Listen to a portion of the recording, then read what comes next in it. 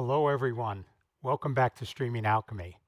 I'm John Mahoney, and on today's show, we're going to look at using scripting to modify return video that you send to remote guests to make it a lot more informative and keep them more involved with what's going on in the studio. So, before we get to that, as I usually do, like to invite everybody. If you have any questions, have any feedback, please just put them in the comments below. We'd love to, get to them here on the show and talk through any questions or anything you want to discuss here as we go through. Uh, Also, we will be taking remote callers. So if you'd like to join us on air, just go to the link below and someone here in the studio will get you on the show. All right. So, Rudy, thanks for joining again. Always good to see you. So, to get started, one of the things that I had heard from several people uh, when they are coming in as remote guests, they typically don't have a lot of information coming to the studio. I've had people say, I don't even know whether I'm live, whether I'm unmuted, anything like that. So, I was thinking, how could we produce a return video that contained a lot more information about what was going on and who co-guests were and other things like that. So let me show you what we put together for this. This is just a simple video we have over here that's coming back. So let me see if we can switch over to that. Okay. So in this video, we have the program feed, which is coming, or whatever the studio thinks is the correct program source. It doesn't necessarily have to be what's being streamed out. We have the guest video from all of the remote guests. So even if another guest isn't on air, you get to see them and you get some sort of visual feedback, how people are reacting to things you're saying, and it gives you a better sense of being connected no matter what's on the screen in the studio. We put everybody's name down, and that's probably one of my personal things with this because I tend to have a problem where I forget names. And so having that available as a reference source right there in what's coming back to me makes me more confident when I'm participating remotely in calling somebody by their name and engaging on a more personal level. The other thing we have is we have the state of those people. So if you look, there is a little box under here which says on air for each of the guests. I could go and I could, mute guest, and that would all be, working out that way. So let me just make sure So if I were to go and mute and unmute, anything like that. So I have that capability. I can bring guests on and off air. So you can see that, and that information now is all communicated back to those remote participants so they know exactly what's going on. The other thing is we've added a studio time. So everybody sort of knows how much time has passed and has a sense of pacing for the show. And down here, what we've also added is a little countdown timer that will allow the host of the show to indicate to somebody when they need to wrap up and give them different timed countdowns they could have. So we're going to go through how we put all of this together, the scripting that's involved with making it work. And there's a lot of other places you can go with this beyond what we're showing here, but we think this is a good reference start. So let me see, we've had a few people. So Tom has joined us. Tom, thank you very much for joining. Sase, hopefully I said your name correctly. Thanks for being here. And Hakan, thanks for joining us from Sweden. I know it's pretty late over there, so appreciate you being here. Okay, so if we want to look at this, the first place to start is let's go through what I have set up in vMix. So it's pretty straightforward. What I've done is I have 4 remote guests coming in here. And so those are the first 4 inputs I have. I have a video feed coming from the studio. I just have this local now, but that's, that could be any video feed that would come back.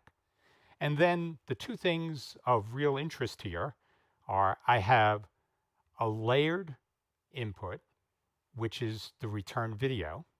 And on that layered input, one of the layers is an overlay, which is coming in, basically done in GT Title Designer, that has all the dynamic elements that we'll be showing on the screen in addition to the layers of video. So very quick look here. If I jump in here and look at the layers, all you see here are the four guests, the four guests we have coming in, and the studio video. Those are all laid out. We've done this before, so we don't really need to go over how to use layers directly. But then at the very top, I have my state overlay. So this is really where all the dynamic elements come into play. So the state overlay is actually a GT Title Designer template that I have here that is combined with scripting.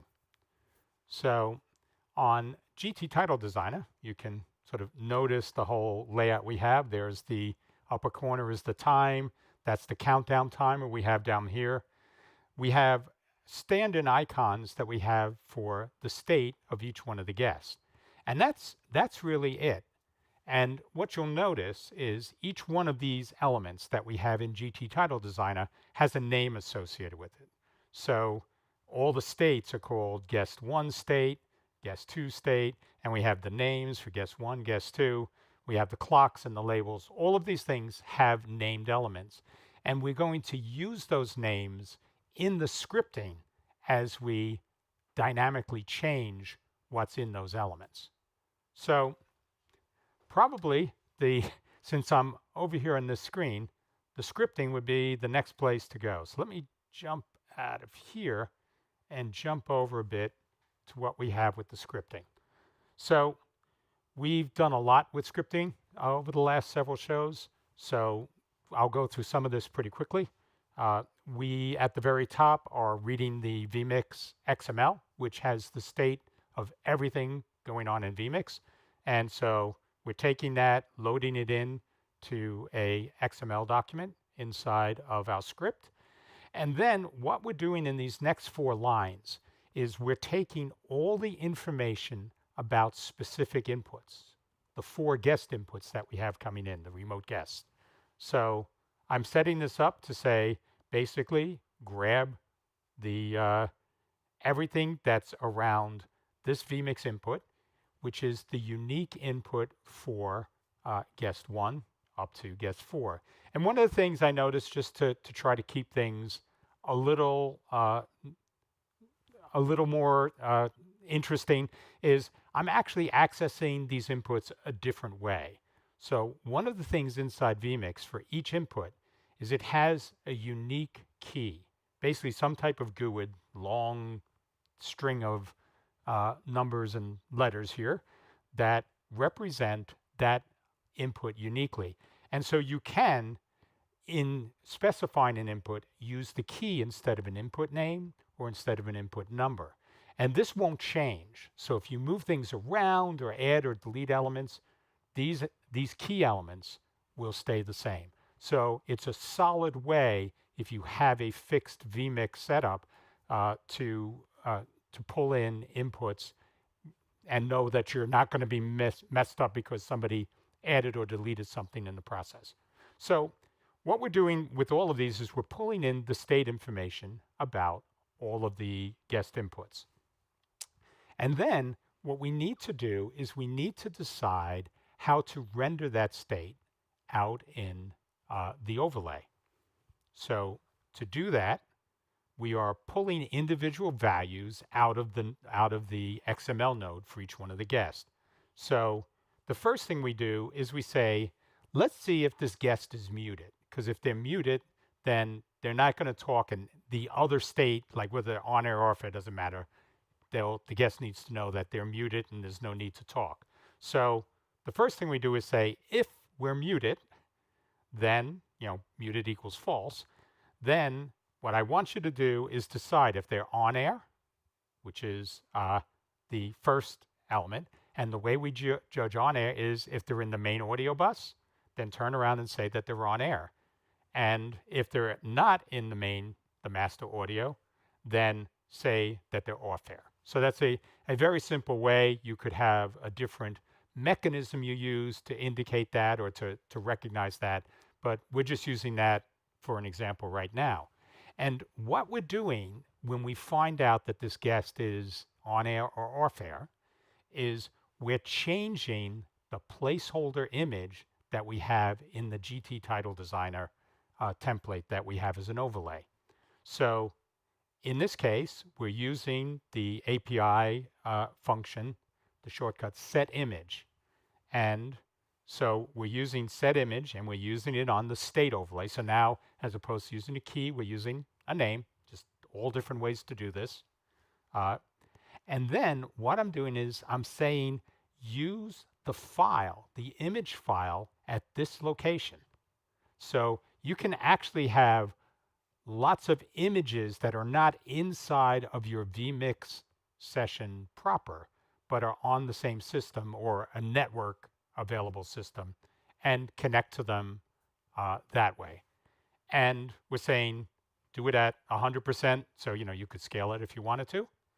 And what I want to do is I want to take this image and use that for the G1 state, the state of guest one. And if you remember, I'll sort of just slide this over here.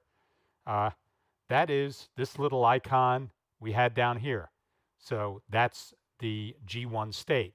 So what I'm doing now is whenever I see that I'm on air or off air, I will change that image to be an on air image or an off air image. So it gives me a way now to dynamically adjust what everybody sees on their state coming back. And then the last thing is if the guest is muted, then I just do the same thing, but instead of an on air or off air, I'm using a mute icon. So that guest knows that they would be muted. And I'm repeating this for the 4 inputs. So it's very straightforward as scripting goes. Look at the XML, decision tree, and then applying different functions around that. So very standard for what we've looked at already regarding scripting in XML.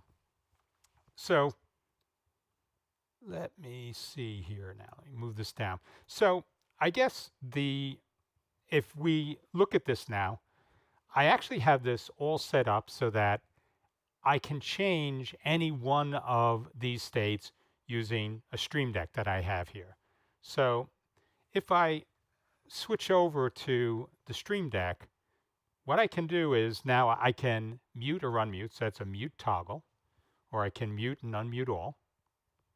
I have the ability to bring everybody on air, everybody off air, or individual guests on air and off air. And then I also have controls for a timer, which we'll talk about as the next step in this. But so if I were to let me mute guest 2, and I'll place guest 3 and 4 off air. So now if you switch, you'll see that each one of these guests sees exactly what their state is. So guest 1 here would know that they're the ones that are on air and talking. Guest 2 would know that they are muted at this time. And guest 3 and 4 would know that they're off air, and we could actually just have a producer talking with them to prep them. So again, things that the remote guest now can actually see and understand. And that's all now controlled through other shortcuts that I set up. So let me just jump back to the scripting here. So when I move guest, and this will be pretty straightforward, when I move guest on or off air, which is one of the things we did, all I'm doing is I'm changing their status to instead of being in the main bus, I put them when they're on air, I turn them into the master audio, and I shut them off from the A bus, which would be sort of the off air or auxiliary audio that we'd be using here. And then what I'm telling the system to do is to run the script with the guest status. So that's the script we just went through previously. So what that will do is it will, when I change the states in these first 2 lines, I now tell the system, okay, update everything that the remote guests are seeing. And so because I have these hooked together as a single shortcut, and I'm using to run the to run that in a script. So let me just jump in here and I'll show you. So in the shortcuts, I have the start script dynamic. So we'll just look at what I have for going on air. Basically, that's this function right here. So I do this as a mini script that changes the settings in vMix and then asks vMix to go and update the overlay so the guests have the latest status. So, uh, oh, I just see we have a few more people. So, Kim, thanks for joining. Peter, good to see you. I did get your message. We will try to get everything back to you regarding some of the things that you were looking for. So we're working on a lot of things here, but thank you for joining for this show. So, and this is basically, when we look at the start script dynamic, this is basically how we do all of these functions. If I have a button that changes the state, I will execute those functions in a shortcut, and then at the end of the shortcut, tell the system to go and refresh all the visuals that communicate that state. So I don't have to do anything extra, but it lets me then, when I set these up as shortcuts, it makes sure that the guests know what goes on, but I don't have to keep running some sort of polling script in the background. It now happens sort of on demand. I make the change and the update status at the same time. And that's going to be much more performant than trying to do something inside of vMix that will monitor this in the background. So something to keep in mind. So this is basically what we've done for all of these. But let me talk a little bit more about the state overlay. So if I switch this over here, so in the state overlay, which is here in the preview, you can see I have a clock. So the way we set this clock up, if you remember, we just had 00:00 in the GT title designer. But if we come down here and I go into title editor, let's go to the clock. So all I'm telling it now is inside title editor, I'm telling it, I want you to display the time here. And here's the format for the time.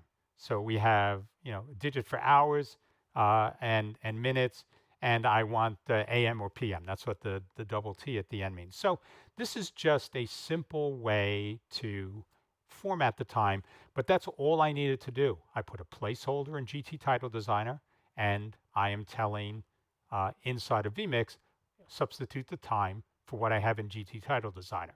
So in effect, this is working exactly the same way that the script is working to substitute for the images. We're just saying, use the placeholder and substitute something else in it. Pretty standard GT Title Designer model for making that work. So the other piece to this is, in addition to having time, we also have a timer. And what this timer will do, if I jump here, I'm going to set a timer for 15 seconds. So if I press this button here and I say, now that I have a 15-second timer, when I press my start timer key, it will now begin a countdown from 15 seconds. And when this is over, we will clear this timer from the display and just display done. And what makes this really useful is it gives you a way to tell a guest that is talking or somebody that's presenting remotely that their time is coming up. And you can do this through multiple different times. So I can sit there, and if I just go back to the Stream Deck again, you can notice that I have a timer for a minute, for 30 seconds, for 15 seconds, and then the start for the timer. So when I set a timer and press that, that will go in and set the actual countdown timer inside vMix for 30 seconds, and it stops there. And then when I press the start timer, it actually begins that countdown. and works from there. So it gives us a way to, I could set up different times for what makes sense for me. I may want to do a 15-minute timer, a 10-minute, a 5-minute timer, and then something, that will indicate what's going on right at the end. So in this, if I just go into the settings, let's hear. So here's how we set up a timer. If you look right here, so the timer is just about counted down, comes back to done. But here's what we're doing. So when we want to set the timer, the first thing I do is I turn all, let me actually switch over to the script over here for setting the timer. So what I have here is a set of function calls, and I'm telling it first to make the text invisible. So this text is what we have for the timer, the label and the timer itself. So make all of those elements invisible, and then set a countdown timer for the input state overlay, which is what we used before. And it's going to be in wrap-up.txt. That's going to be the timer we set to tell somebody how long they have to wrap up. And the value we're setting it for is 1 minute. I could do this for any time that I wanted in here. And that's basically all you do to create your own. And then when I want to start the timer, what I do is I set the state overlays for the label and the wrap-up text, which is the countdown timer now, to visible. So they now appear on the screen. And I say, start the countdown. And this is very simple scripting to control all this. But the one thing that I needed to do that isn't directly in the scripting is, what do I do when the timer ends? And for that, we're actually using a trigger. So if I go over to the state overlay, which is the overlay over in the vMix interface, and I open this up and go to triggers, you'll see that I have here, let me see if I slide this over. On countdown completed, I am starting a script that will basically go and give me an execution of the done that I need. So this previous script will basically go there and say, okay, when this is done, hide the text that I have over here and display the text done. So again, this is just one level of automation triggering another level of automation. And so it makes the entire flow pretty straightforward. The other piece that we have in here, which I mentioned at the beginning, was we have everybody's name coming in. And in this case, we could have done this using opening it as an XML file, because that is something that, these are coming from Live to Air, so that is something that Live to Air does right out. But what we chose instead to do was to use them as data sources, which is the other way you can leverage XML. So if I come in here and go to the Data Sources Manager, in the Data Sources Manager, I have the guest names. So these are the names of all the guests. And all this does is it basically, like before, it is using the URL of the metadata file, which we're writing out to a drive here, and it uses an XPath. It says, in that XML file, pull out guest one's name. And that's something we've gone through before, but now I'm using it inside of data sources inside of vMix. And that means, let me get out of here, that means when I'm over in the title, and I go to the title editor, if I have the guest one name, so we'll look here, that's coming in, but what I've done is I've bound guest one name in the data source to the to say that's the text field that I want to substitute that with.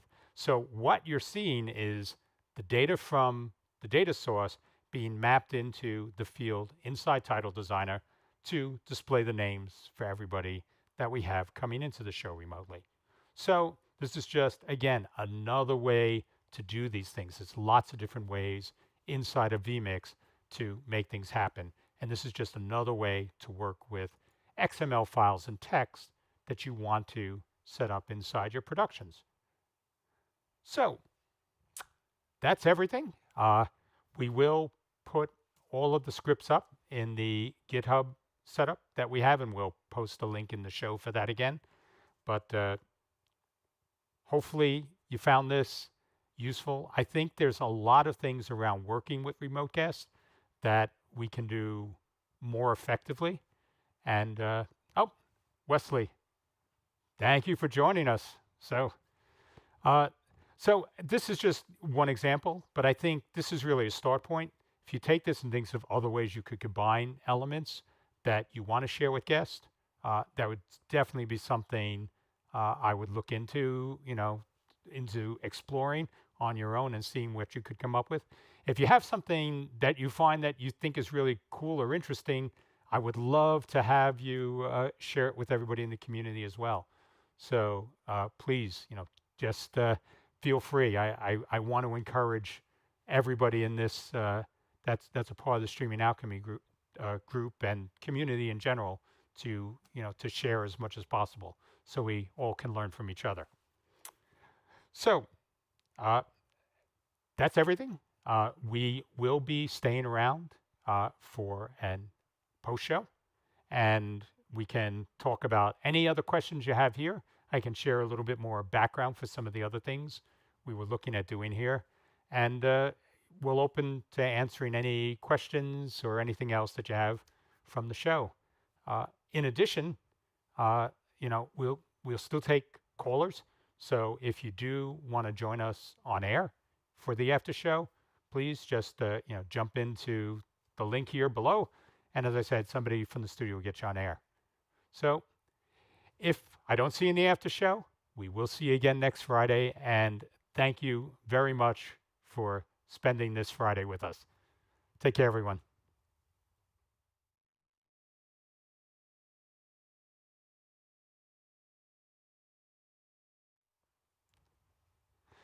Well, hello, everyone. Welcome to the post show here. So we had some other people pop in. So Tom is asking a question about how do you feed this to the guest. So there are multiple ways. Inside of vMix, there are multiple outputs that you can set up. So vMix Pro and 4K, you get 4 outputs. So you can route this out one of those outputs and use that, whether you're using something inside vMix to bring in the remotes or whether you're using something from us externally. But I can show you inside of vMix. Let me switch over here. I have, let me go to the output settings. So on our output settings, I'm actually outputting, this return video is number 6. So I'm outputting input 6 output number 2. And if I actually jump over to the live to air screen over here, I can show you, let's see. So here's live to air. So I have the single input now. I'm taking that output from vMix as output 2 here. And that's the output that we're returning to all the remote guests that are coming in. And so you can see that up here in the corner where that's the video that's being sent back to the guest. So this is, there's multiple ways to get things back to remote guests based on what you're using. But vMix gives you multiple outputs, and you just select one of these as the output, and you should be good with feeding back to whatever remote guest mechanism you're using. So let's see. So I just wanted to, so we have Philippe has joined us, and Peter from Berlin, and Sisei said thank you for being here. And Rudy's saying don't forget to give this a thumbs up. So thank you, Rudy. I always appreciate the support here. But so this, a couple of interesting things. There's some things we didn't get to, and some things we did but are hard to demonstrate on air.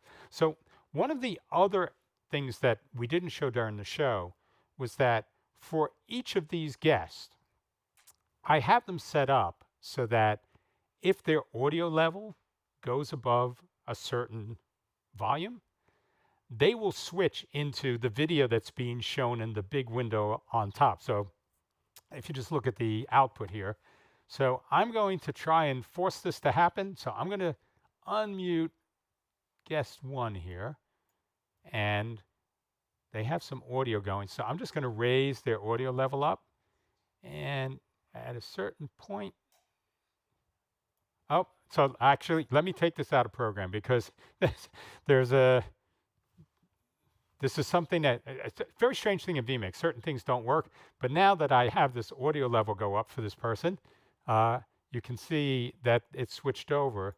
So if I mute them and change the audio level for the next person, you can see that. So let's actually, if we put this into that multi-box where I could show live to air and the vMix interface, that would be good for this. So basically, this mechanism that we put here allows you to have things that you're controlling for, setting things up where you want, to mute guests or whatever. But then the return can start to operate somewhat autonomously. So this would definitely be a case where now if I were to take the next guest, let me go over here.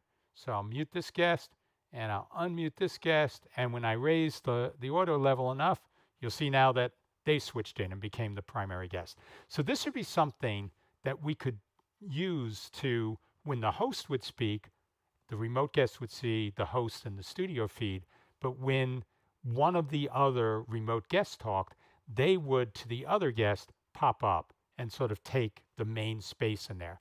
So this is just one way that you can sort of extend the automation from scripting into things that are native inside of vMix to let you make it more comfortable for the remote guests so they feel they're part of a conversation. And yeah, like Rudy just pointed out, it's for everything. Oh, I'm sorry, I'm out of the conversation. I was reading the last one. So the Philippe first says, is there a way to automatically populate the title with the name of a guest when they join from vMix call or Teams? So I am not sure. So I'm not going to say yes or no. What you can do, though, is you could do this from Google Sheets. So if you were doing something where you had your guest, you could have that population happen automatically. I know that people do put in their name, and my assumption is that in vMix call, so that my assumption is that you would be able to pull that out from the input for vMix call. So I would say that's probably yes, but I haven't done it. For Teams, I don't know specifically of a way to do it because Teams would be coming into the system via NDI, and I don't believe that name information is sent down an NDI data channel. But that's not something I've really dug in too deeply with. So it is possible. But so let's see. So anything, in terms of populating it, so that can be done easily to scripting if you have that XML. So would it be possible to make the script change the timer to done when the countdown reaches 0? So yes, you could. Again, these things just take, it takes more time. And the other thing, which I tend to like scripts to just be, they do their thing and then they stop. The longer a script runs in the background, the more I worry about different types of re-entrant problems where the script invokes itself again or does something else that can cause production problems. So while you can do things like this inside of scripting and basically wait for that to happen and do something, the trigger was just a simple way. Basically, it was a simple way for one script to tell another script that it ended and to do something different. And that's the way I was using it. But you can do these types of things with scripting as well. But again, a lot of this is going to come down to where are you comfortable with the limits of scripting? So it isn't a full bore programming language, and so there are issues where one script will run and then something else triggers it and tries to make it run again, and you'll get a scripting error. So things like that can happen in this. So the worst case with those things is that you'd end up with your XML, or however you're sort of controlling things in the background, in an unknown state where maybe it wrote out half of what it needed to do and then stopped in the middle. So those are the things that I tend to be more on the conservative side for, but there are definitely, you can push scripting pretty far. The other thing to keep in mind is that using HTTP requests in and out, you could actually run things effectively beside vMix, sort of sidecar it, and run something in Windows that talks with vMix and sends information and other types of triggers back into vMix. So there are lots of ways that are in there that you can make these types of scripting automations happen. So let's see. If two are starting discussion, put both on screen. You need a kind of time. Okay, so Peter was asking a question if you have multiple people talking together. And now this is, I actually looked at trying to do this. So it's not a straightforward thing. The challenge is, first, vMix doesn't really have any type of indicator for when audio drops below certain levels. So I can know that person A was talking and that they're active, and then I can also know that person B started talking, but I don't know whether person A stopped talking because there's no real level check. So the ways I was looking at doing this would be something which would look at the meter inside of the guest input. And there you get the meter level for the level of the audio meter for that input. But that's a snapshot in time. So that wouldn't tell me really whether the person was just inhaling or whether they actually stopped talking. So that would be something where I would probably have to do some type of sampling and say, if I think it's below a certain, the audio for that guest is below a certain level, I would come back on a time basis to say, I'll check that for 5 seconds in a row. And if it's still at that same, below that same level, then I'll assume that person stopped and sort of shut them off. But that's the one downside in terms of how you can script around audio. It really is not very robust for things that, like I said, that you'd want to know if I've went above a certain level and then dropped below that level. I can't do that, and there's no indicator inside that tells me that happened. So are ways, but it's probably can be a little bit dicey for making it work. So when last over specific dB,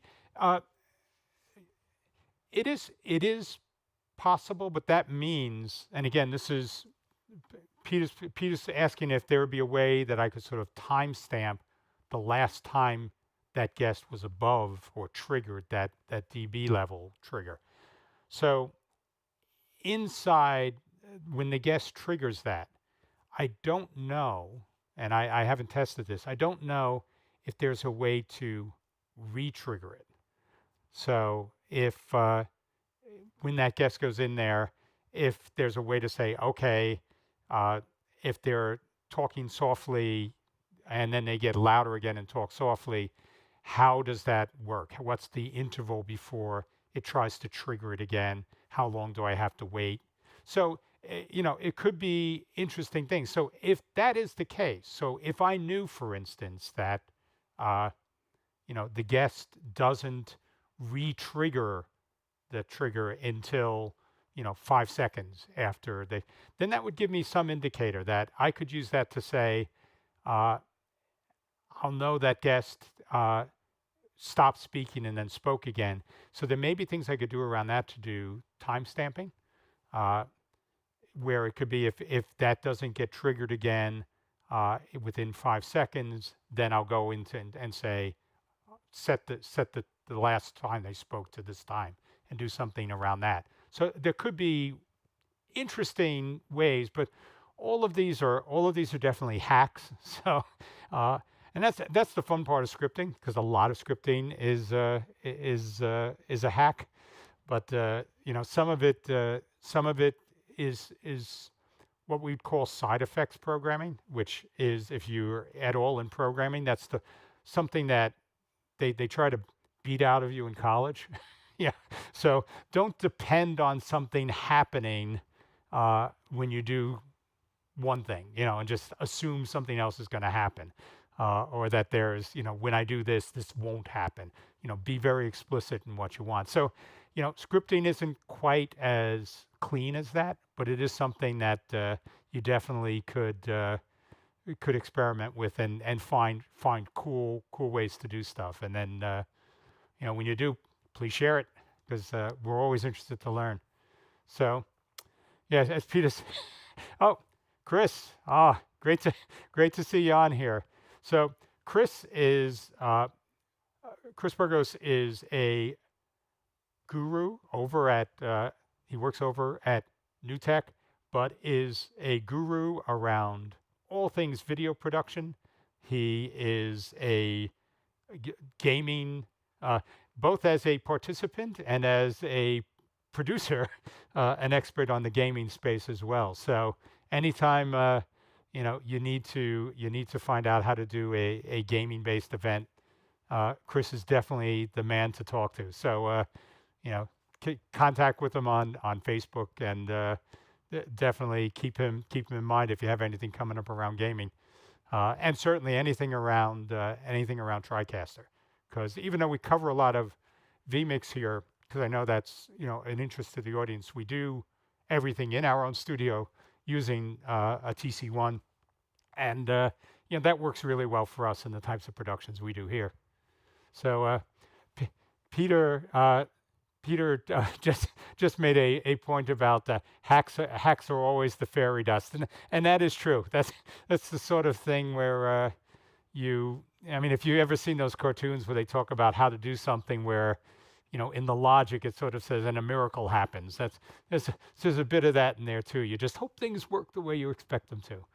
But so yeah, this is definitely something that's when you do scripting, hopefully it works from one release to the next. But so let's see. So one of the other things that I just wanted to point out. So if we just switch back to the screen that we had laid out here, uh, one of the things that I had looked at, and I didn't get a chance to do it, but I wanted to be able to put comments over here. And I just didn't get a chance to get it done between everything we had going on this week. But that would be another really cool thing that you could add. So if you want to highlight a comment for the guests to talk about, you could just put that over here. But not only that, but here is a cool use case for that.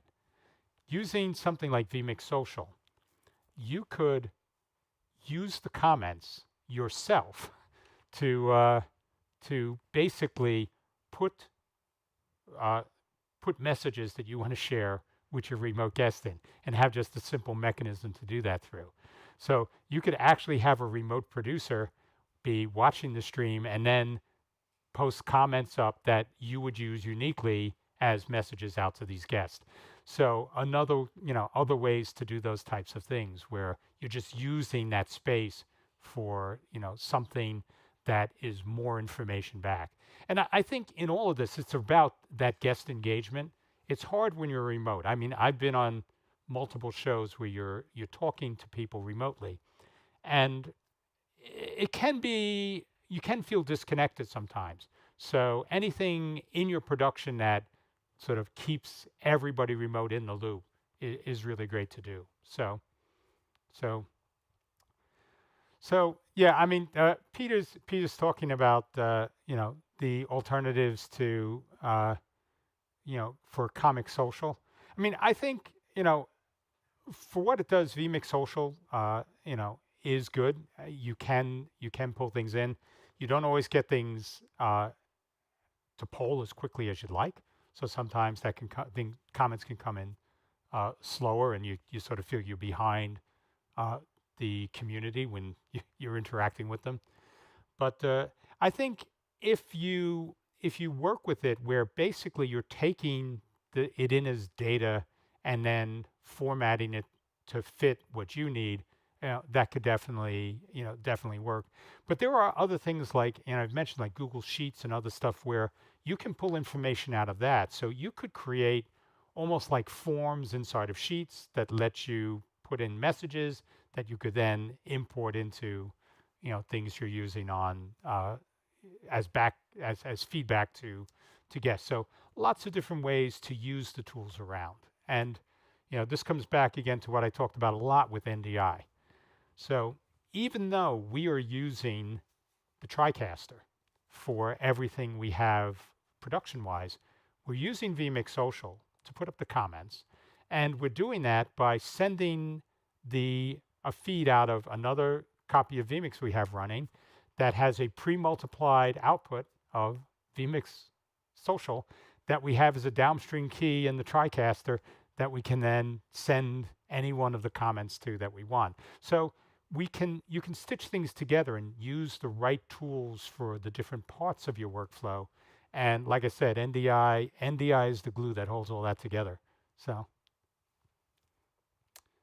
yeah, I mean, Peter said more than 50% of the comments are not showing in vMix Social, uh, and even less on Twitch. So yeah, I mean, we've seen that, and so we kind of recognize that that's a limitation, and we try, if we see something, somebody will give me a heads up in the year if there's somebody making a comment or trying to share with us that's not showing up, and we also try to give it time to show up. But I agree. I mean, it's not ideal, but definitely it fits in the ecosystem. Since it comes bundled with vMix, so it works well for that. But I agree. It isn't the most reliable tool for a lot of the comments that may be coming in. So everybody has to figure out. We're trying to do it from us. We're trying to do it the best way we can with tools we have available. But if somebody knows of something different for comments, we definitely would love to. We'd love to do a show about it because we know this is an issue for us, and obviously for many of you as well. So if you know other tools that could handle comments and do a good job with that, we'd love to find out about it and possibly do a show on it. So let's see if there are any other questions up here that I'm missing. No, so I think I covered everything. So if you have any other questions, please, I'll wrap up in a few minutes. But just wanted to make sure that let's see. Okay, Peter just mentioned something. He says, if you click on the date of a Facebook comment, you get a link. This I would have in vMix Social as input. Facebook graph stuff, programming needed. So yeah, I mean, so that's a good point. Again, there's a lot of stuff that's in here that I have not explored. We focus sort of on live to air and our space in the ecosystem, but there's a lot going on, and so easy for me to miss stuff. So Peter, thank you for sharing that, and maybe that's something we could look at for figuring out some interesting way to work with that. So thanks for sharing on that. So I guess that's a wrap for today then. Thank you all for hanging around for the post show. This is in some ways the part I enjoy the most. It's just getting to talk with all of you. So thanks for spending the time here today, and we'll see everyone same time, same channels next Friday. Take care. Bye.